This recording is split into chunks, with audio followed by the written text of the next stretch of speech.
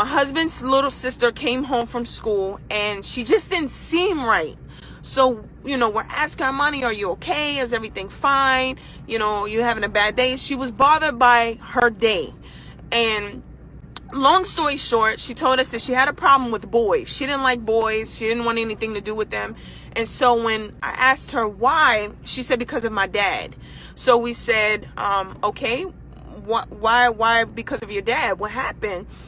And she just blurted out to us that for the past, I don't even want to speak it, however many years, he has been taking her after church on Sundays during his weekend visitation. He's been taking this baby into the bathroom in the church, raping her. In the backyard of the church, raping her. Inside of the choir room, raping her. And we had no idea that this was happening.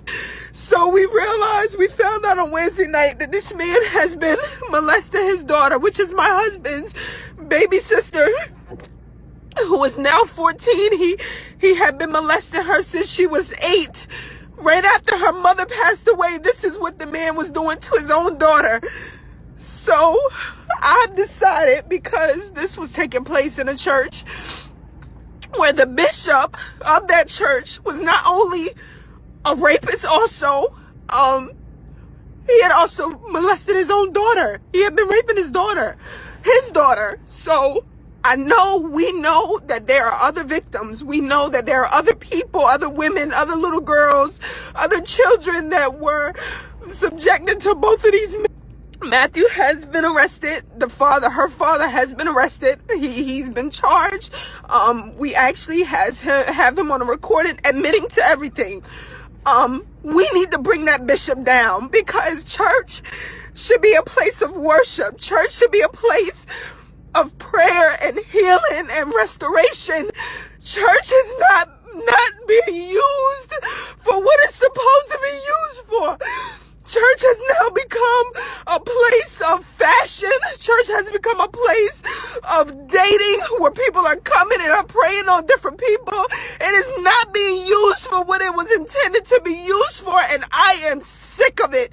I am sick of it, and I know that I'll probably receive backlash because it's the church. I don't care. I am sick of it. I am sick of the church being used for what it's not meant to be used for. I'm just sick of it. I am sick of it. That place is not a church. It is a place of torture for children. And for years, this has been going on, and it needs to be shut down. So I am coming to the state. I am coming to New York City. I am coming to the councilmen. I am coming to the senators of this district. I am coming to you, and I am asking on behalf of this baby and this family that you close this church down, because it is not being used as a place of worship. It is not being used for what it was meant to be used for. It is being used as a place to lure children to be molested and to be raped. And I am sick of it. I am so sick of it. I am so angry, and I just cannot believe that this is the type of things that are happening in the house of God. I cannot believe it. I am so enraged. I am so disgusted. I am so disgusted.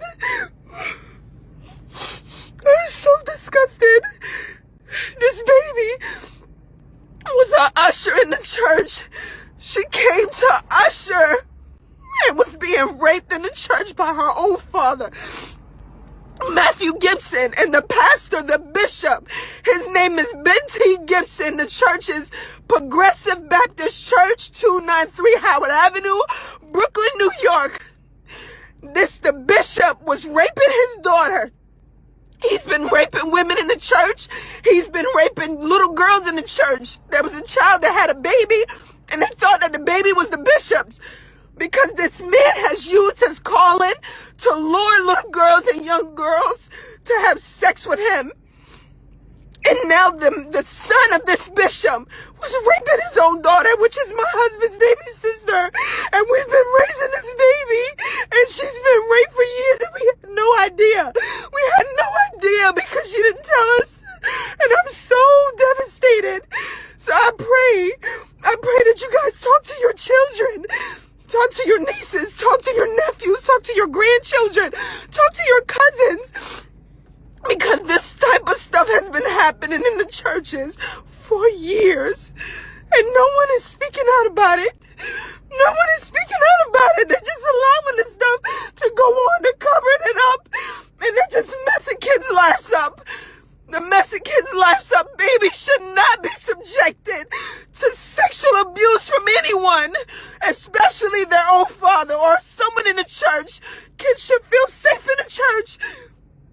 The church should be somewhere that a baby should feel safe to come and to grow up and know about the goodness of the Lord, not to be raped and not to become victims of sexual crimes. I will not sleep. I will not rest until a bulldozer goes into that building. That place is not a church. You cannot defend a church building. Not the church as a whole. You cannot defend a church building. You cannot defend this. It is wrong. I need people to come forward. I need you to come forward. If you were a victim, if you know someone that was a victim of Ben T. Gibson, of Matthew Antonio Gibson, either one of these two men, it's not okay for the church to be used in such a way to tear a child apart like this. It doesn't make any sense to me. I'm so disgusted. I'm so disgusted. I'm so disgusted. This is not what church is about. This is not what church is for. The Bible says a bishop, in order to be a bishop, should be blameless. You're supposed to be blameless. You're supposed to be blameless, and he's not blameless as a bishop. He is a predator. He is a rapist. He is a child molester, and he needs to be brought to justice as well. I am so hurt. I am so hurt. I never in a million years imagined that this was going to